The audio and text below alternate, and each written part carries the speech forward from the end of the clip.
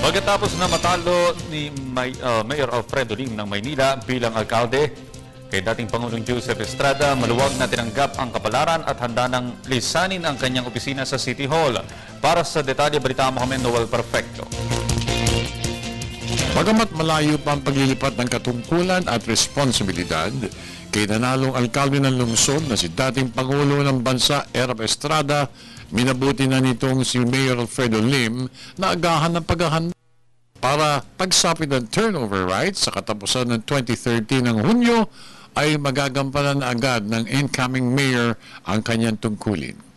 Dahil dito, iniutos ni Lim na alisin na ang kanyang larawan sa gitna ng bulwagan ng Maynila at ipinalagay na niya ang portrait ni Erap nung siya ay Pangulo pa ng bansa.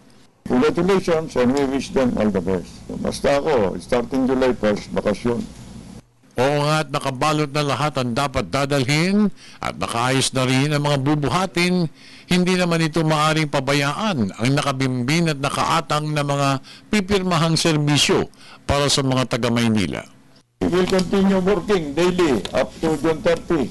Yun ang last day of office ko eh. I cannot abandon the office. Kumpleto ang lahat ng mga division heads sa pinatawag na pulong ni Lim.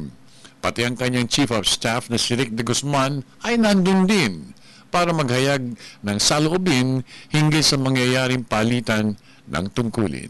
Okay naman, kung ano yung ginagawa namin noon, ay pinagpapatuloy lang namin.